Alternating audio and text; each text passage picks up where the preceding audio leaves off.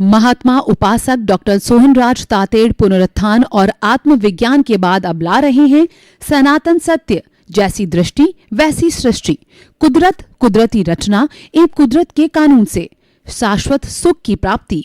Log in करें www.drsohanrajtated.com, YouTube channel doctor Sohanraj Tated, play store से download करें mobile app doctor Sohanraj Tated.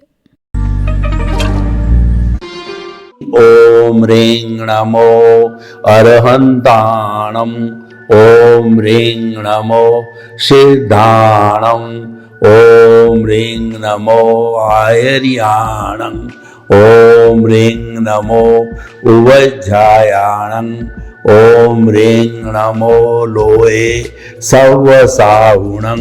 ऐसो पंच नमोकारो सवपावपणासनो मंगलाणं च सव्येसिं पडमं हवै मंगलं। ओम नमो भगवते वासुदेवाय, ओम नमः शिवाय। जय सच्चिदानंद। भाइयों बहनों, मातृशक्ति को नमन। आज का हमारा अति उत्तम विषय आत्मविश्वास कैसे जागृत करें। देखिए, आत्मविश्वास की संधि करें तो उसका अर्थ निकला है कि आत्मा में विश्वास होना। दुनिया में मनुष्य के पास में सबसे प्रिय वस्तु क्या है, मैं आपसे पूछना चाहता हूं। तो मेरी तरफ से जवाब यह है कि ये मनुष्य की सबसे प्रिय वस्तु उसकी आत्मा है। क्योंकि आत्मा है तो मैं हाथ हिला रहा हूं, पांव हिला रहा हूं, घूम रहा हूं, बात कर रहा हूं और जो है आपको उपदेश दे रहा हूं। और अगर वह नहीं है तो डॉक्टर कहेगा he is a dead body और मुझे घर में कोई नहीं रखेगा, तुरंत शमशान में जला दिया जाएगा। क्योंकि ये जो शरीर है ये पिछले जन्म के कर्म के भुगतान के लिए मिला है। 24 आवर्स मन वचन काया है, वो परिणाम है, वो भुगतान है, वो लेना देना है, वो डेबिट है, वो क्रेडिट है। और वह जो है पिछले जन्म की स्क्रिप्ट है, पिछले जन्म की फिल्म है और पिछले जन्म की मन वचन काया की चार्ज की हुई बैटरी है, वो डिस्चार्ज होती रहती है और वह सारा मैकेनिकल मोड से चलता है। इसीलिए हम कहते हैं कि मन वचन काया तथा उससे जुड़ी हुई हर अवस्था मात्र कुदरती रचना है और वह जो है व्यवस्थित है। व्यवस्थित मतलब प्री डेस्टिन्ड है, वह फिक्स है। जन्म से मृत्यु तक हर क्षण हमारा पीछे से फिक्स होकर के आता है, रेडीमेड होकर के आता है। हमारा कोई ऑप्शन नहीं होता है और जो है हमारे को एक अतिरिक्त सांस लेने की भी स्वतंत्रता नहीं होती है। तभी कहते हैं कि उसने अंतिम सांस ले ली। अब हम कह रहे हैं अंतिम सांस के आगे अगर उसकी ताकत है तो उसको 5-10 सांसें और लेने दो, नहीं ले सकता क्योंकि आयुष्य समाप्त हो गया और आयुष्य फिक्स होके आता है। तो हम क्या कहना चाहते हैं, ये तो पीछे से फिक्स होके आता है, ये तो केवल भुगतान होता है। देखिए, जब फिल्म बनती है, हीरो होता है, हीरोइन होता है, डायरेक्टर होता है और विलियन होता है। और जब कोई भी जो है वो फोटो खींचा जाता, फिल्म बनाई जाती है, डायरेक्टर को पसंद नहीं आती तो डायरेक्टर कहता है कट कट कट। और वो जो लिए हुए पोज है वो कट जाते हैं और सारा कटने के बाद में शेष जो फाइनल 2-2.5 घंटे की फिल्म बनती है वो फाइनल फिल्म होती है। और वह फिल्म जो है वो राष्ट्रीय स्तर पर कहिए, स्टेट के स्तर पर कहिए, एक ही दिन सब जगह रिलीज कर दी जाती है। तो अब हम आपको प्रश्न करते हैं, जिस थिएटर में वो फिल्म गई है उस थिएटर के अंदर फिल्म चलाने वाला क्या आप कोई करेक्शन कर सकता है क्या? तो यानी कि वो किसी हीरो के पोज में जो पहले चेंज कराया था वैसा करा सकता नहीं करा सकता। तो ये हमारी पीछे से होकर के आई है, इसमें कोई स्वतंत्रता नहीं है। इसीलिए आज पुरुषार्थ का डंका बज रहा है। तो आज जो है पूरे विश्व के अंदर एक ही बात चल रही है, पुरुषार्थ करो, पुरुषार्थ करो, पुरुषार्थ करो। और हर व्यक्ति चाहता है मैं कि दुनिया का नंबर 1 व्यक्ति बनूं, क्योंकि आज का युग ग्लोबलाइजेशन, प्राइवेटाइजेशन और लिबरलाइजेशन का युग है। हर एक नंबर 1 बनना चाहता है, उसके लिए वो भागता है, दौड़ता है और पुरुषार्थ करता है। परंतु हम कहना चाहते हैं, क्या वह पुरुषार्थ करके जो बनना चाहता है बन सकता है क्या? मैं आपको एक उदाहरण दूं कि किसी एमएलए का या एमपी का उसने ये विचार बनाया कि मुझे मिनिस्टर बनना है। अब मिनिस्टर का उसके योग नहीं है, संजोग नहीं है, उसके जो पिछले जन्म में भाव डाले ही नहीं है, इसीलिए इस जन्म में उदय कर्म उसके है ही नहीं है, उदय प्रारंभ में मिनिस्टर बनना है ही नहीं है।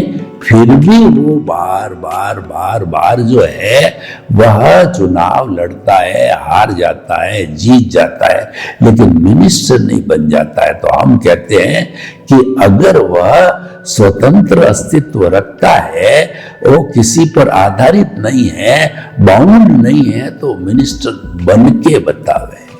लोग जो है कुबेरपति बनना चाहते हैं लेकिन बन नहीं सकते, क्योंकि योग नहीं है, वैसे संजोग नहीं है, वैसे पिछले जन्म में भाव नहीं डाले और इस जन्म में वो उदय कर्म रूप में उदय और प्रारब्ध में है नहीं है, वह उसके संजोग में नहीं है, नियति में नहीं है।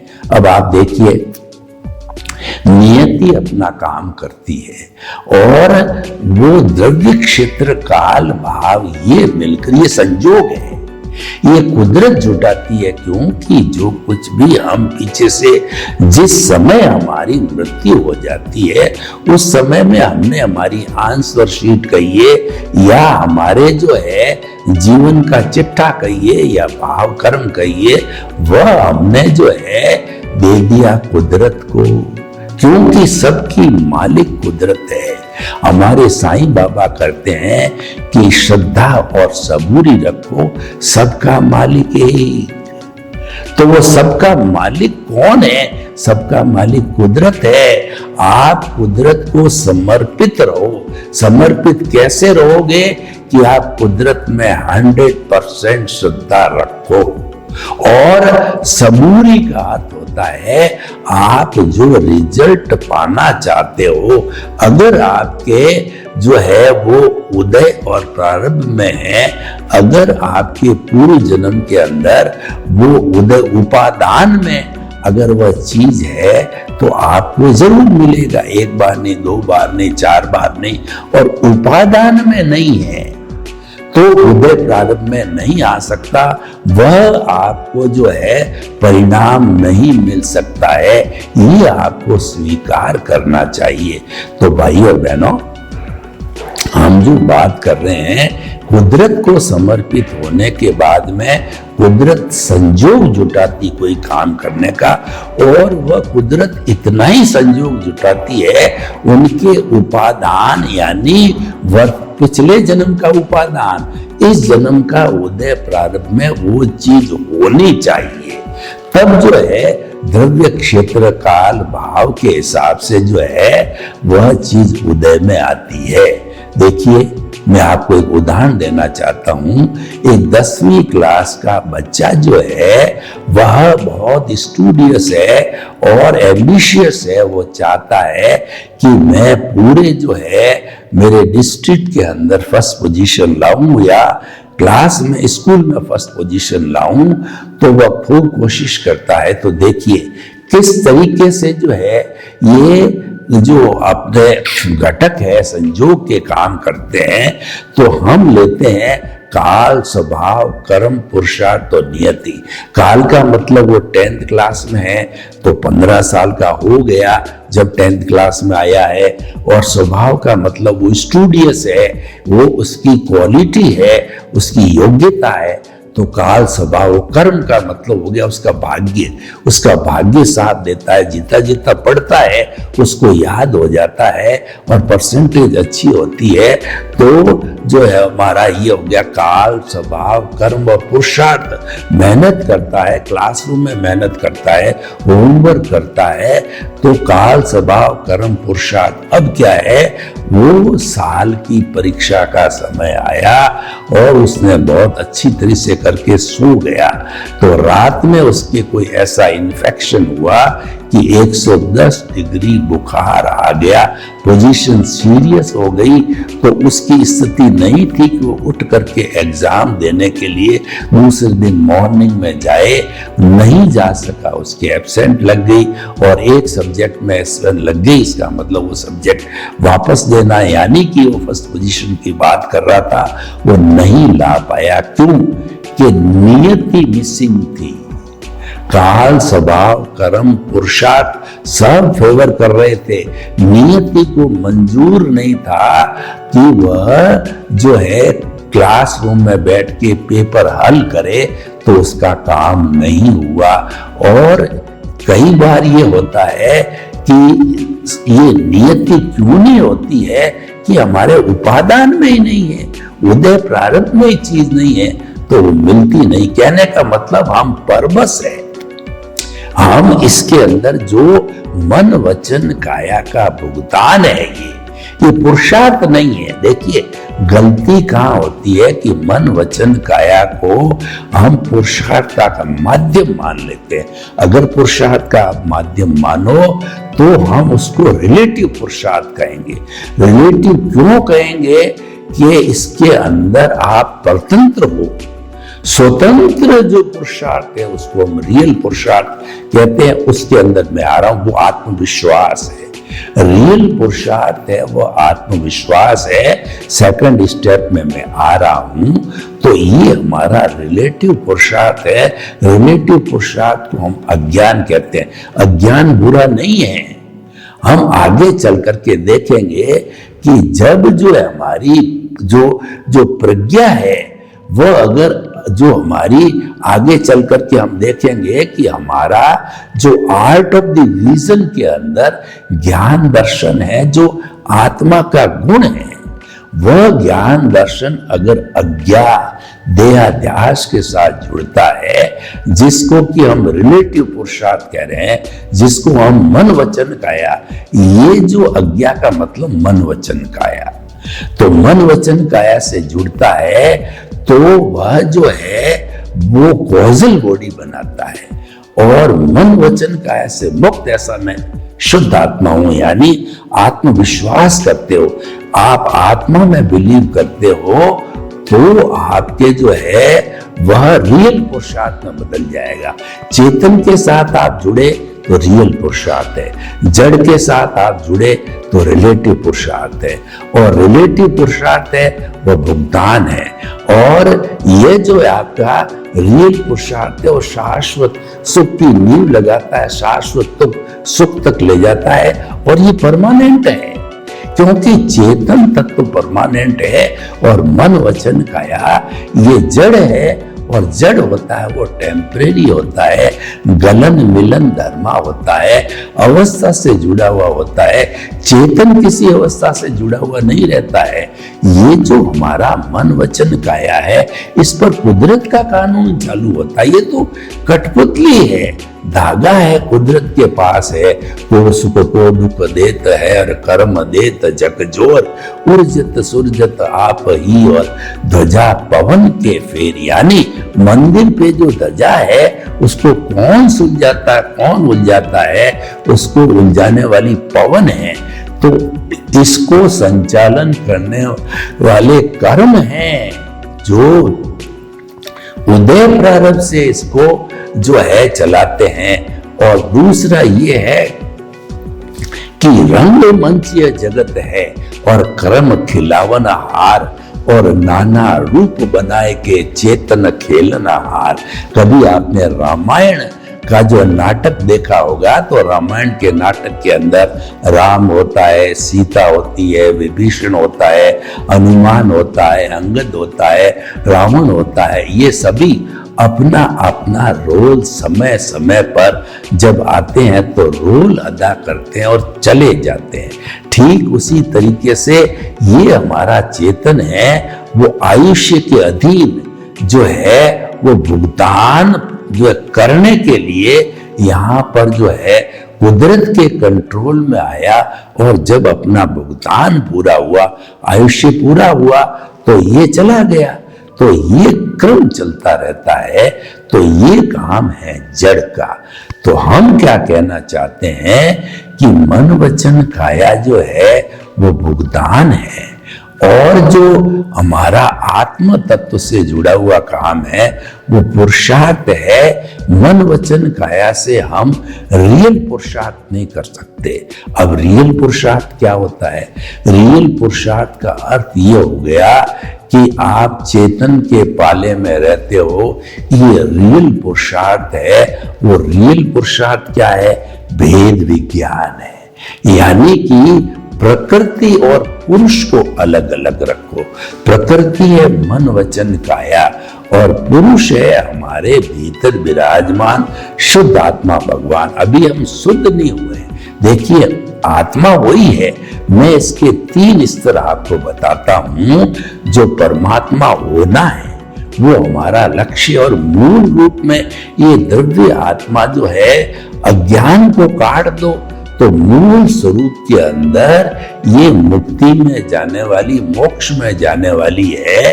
और ये 84 लाख जीवा योनियों की असंख्य अनंत आत्माएं हैं। उन सब में एक समान है। जो विविधता दिखाई देती है, अलग अलग शरीर दिखते हैं, अलग अलग कर्म दिखते हैं, ये सब कर्मों का खेल होता है। वही कर्म जो है ये खेल कराते हैं। तो भाई और बहनों, मैं आपको बताना चाहता हूं कि अब हम आते हैं रियल पुरुषार्थ के ऊपर। रियल पुरुषार्थ के लिए आत्मविश्वास जागृत करना पड़ता है। मैं आपको 3 स्तर बता रहा था। परमात्मा, दूसरा अंतरात्मा। अंतरात्मा का अर्थ यह है कि हमारी प्रज्ञा जागृत हो गई, हमारा एनलाइटनमेंट हो गया। हमारे मूल स्वरूप आत्मा में से एक मॉनिटर है, बाहर निकल गया, और प्रज्ञा है वो मोक्ष की प्रतिनिधि। हमेशा जो है हमको मुक्ति की ओर ले जाएगी, शाश्वत सुख की ओर ले जाएगी। और जो है वो हमारा ज्ञान दर्शन है, अगर वो प्रज्ञा के साथ जुड़ता है। क्योंकि मूल जो आत्मा का लक्षण है वो ज्ञान दर्शन है। अगर प्रज्ञा के साथ जुड़ा हुआ है तो सम्यक ज्ञान, सम्यक दर्शन है। और अगर वो हमारी अज्ञा के साथ जुड़ा हुआ है तो मिथ्या ज्ञान, मिथ्या दर्शन है। लेकिन अंतरात्मा कब होती है? जब प्रज्ञा जागृत हो जाती है। अज्ञा भी रहती है। अज्ञा का मतलब यह है जितना हमारा कार्मण शरीर है, जितना हमारा अज्ञान है, जितना हमारी कॉजल बॉडी है, जितना हमारा कर्म शरीर है, वह सारी अज्ञा है, जिसको मन वचन काया भी कह सकते हैं। तो अज्ञा और प्रज्ञा 2 अकाउंट हो गए। तो अज्ञा तो हमारा भुगतान है और प्रज्ञा का अकाउंट है वो हमारा पुरुषार्थ है। तो इस तरीके से हम जो है वो रियल पुरुषार्थ करते हैं, सम्यक ज्ञान, सम्यक दर्शन। तो उससे होता क्या है? अगर मान लो हमारा अगर कंट्रोल प्रज्ञा का है, there will be no new causes. No new causes का मतलब क्या है कि हमारा उदय प्रारब्ध जो भुगतान चल रहा है उस भुगतान के ऊपर नो रिएक्शन, उसके ऊपर कोई टिप्पणी नहीं, कोई रिएक्शन नहीं, उसके साथ जुड़े नहीं, तो नो पॉज। जुड़ गए तो पॉज बढ़ गया। और एक कॉज को कॉज कहते हैं और बंच ऑफ द कॉजेस को कॉजल बॉडी कहते हैं। और कॉज एंड इफेक्ट संसार का नियम है, लॉ ऑफ द नेचर है, क्योंकि हम कुदरत के कानून से जो है वो नियंत्रित होते हैं। क्योंकि प्रज्ञा जागृत का अर्थ यह हुआ कि हमारे सनातन सत्य लागू हो गया। सनातन सत्य जो है वो सिद्धांत पर आधारित होता है, और जहां सिद्धांत आ जाता है वह परमानेंसी आती है। इसीलिए कुदरत का कानून ये भी परमानेंट है। वो तीनों में, भूत भविष्य वर्तमान में, ऐसा कभी समय नहीं आता है कि कुदरत का कानून जो है नहीं होते हैं, क्योंकि यही सारे सृष्टि का संचालन करने वाले होते हैं। तो ये उनकी सहायता से जो है हम ये सारा अज्ञा और प्रज्ञा का काम करते हैं। अज्ञा जो है वह जो है हम कुदरत को समर्पित ना होते हैं, वह अज्ञा का अकाउंट है, वो मिथ्या ज्ञान मिथ्या दर्शन है।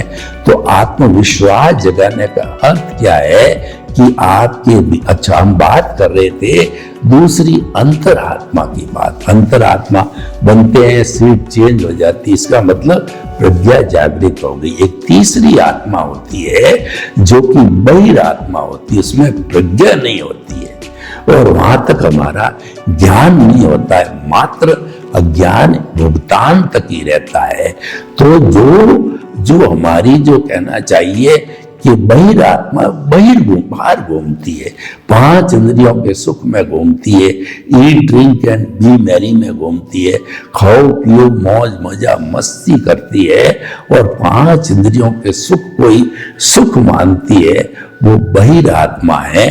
तो बहिरात्मा तो क्या भ्रमण करती रहती है, लेकिन अंतरात्मा बनने के बाद में हमारा लक्ष्य बन जाता है परमात्मा बनने का। तो उसके अंदर जो आत्मविश्वास की जागृति हो जाती है।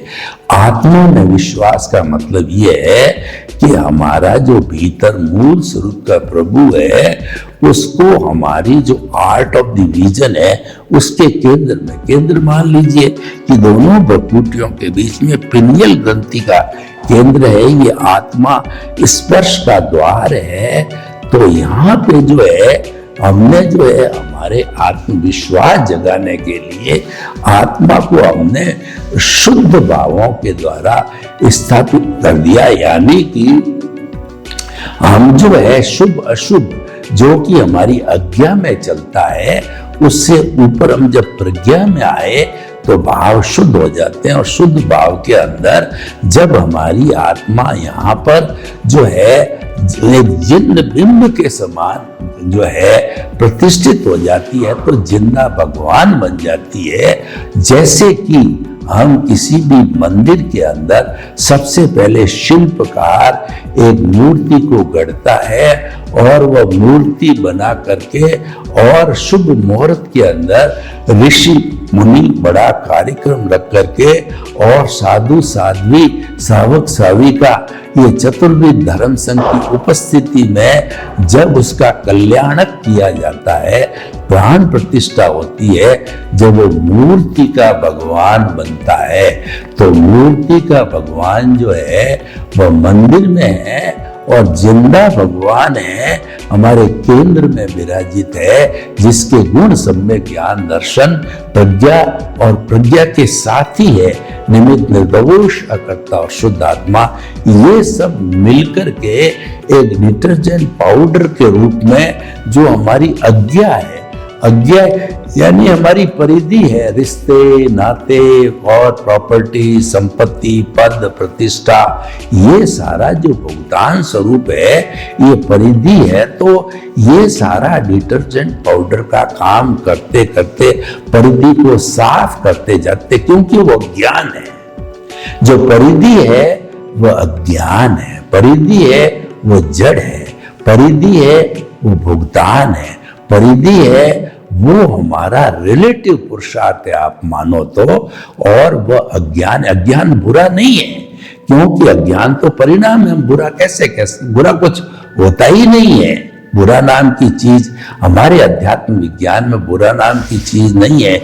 अज्ञान इसलिए कि वो रिलेटिव है, और पुरुषार्थ इसीलिए है कि वो रियल है। देखिए, भुगतान और हमारा जो है, कहना चाहिए कि जो है हमारा चेतन और जड़ है ना, उनके दो पाले बनने से चेतन का पार्ट है वो रियल हो गया, वो हमारा ज्ञान से विज्ञान बन गया। और ज्ञान तो कॉमन है, जो ज्ञान अज्ञा के साथ जुड़ा है वह ज्ञान अज्ञान हो गया, और जो ज्ञान है प्रज्ञा के साथ जुड़ा है वो विज्ञान है। और वो धीरे धीरे सम्यक ज्ञान दर्शन का, क्योंकि नो जो है नो ऑनरशिप नो डीयरशिप तो पहले ही हो गई, तो हमारा जन्म जन्मांतर से चौकड़ी लगी हुई है हमारे कर्ता भाव से, जो कर्म बंधन का कारण है, जो कि अनंत अनुबंधी कषाय का है, वो तो भस्मीभूत हो गया। यानी मोहनीय कर्म काफी डाइल्यूट हो गया, वैराग्य की स्थिति आ गई, और उसके बाद में सम्यक ज्ञान सम्यक दर्शन जो है उसका डेवलपमेंट होता रहता है। यानी ज्ञानावर्णीय कर्म, दर्शनावर्णीय कर्म और मोहनीय कर्म है, ये डाइल्यूट डाइल्यूट डाइल्यूट होते रहते हैं, और एक स्थिति ये आती है कि आत्मविश्वास पे केंद्रित करते करते प्रतीति, जागृति और अनुभव, हमारे को जो प्रज्ञा जागृत होती है, एनलाइटनमेंट होता है, तब जो है हमको 3 ग्राफ मिलते हैं। पहला ग्राफ होता है प्रीति का, वो होता है आत्मविश्वास का। आप आत्मविश्वास जागृत करो 100%, मैं मन वचन का ऐसे मुक्त ऐसा शुद्ध आत्मा हूं, ये हमारा प्रीति हो गई, आत्मविश्वास की जागृति हो गई। और दूसरा जो होता है वो जागृति, सतत जागृति हमारी बनते रहना, वो रियल पुरुषार्थ है। और तीसरा उसका परिणाम है, वो अनुभव है, वो 100 डिग्री होते ही हम सिद्ध बुद्ध और मुक्त हो सकते हैं। सर्वे भवन्तु सुखिनः, सर्वे सन्तु निरामया। इस लोक के सब जीवों को सुख मिले, शांति मिले, आनंद मिले, मुक्ति मिले, और सभी हम प्रयास करके एक अच्छे विश्व का निर्माण करें। आपके प्रति मंगल कामना। ओम शांति। महात्मा उपासक डॉक्टर सोहनराज तातेड़ पुनरुत्थान और आत्मविज्ञान के बाद अब ला रहे हैं सनातन सत्य, जैसी दृष्टि वैसी सृष्टि, कुदरत, कुदरती रचना एवं कुदरत के कानून से शाश्वत सुख की प्राप्ति। लॉग इन करें www.drsohanrajtated.com, YouTube channel doctor Sohanraj Tated, play store से डाउनलोड करें mobile app doctor Sohanraj Tated.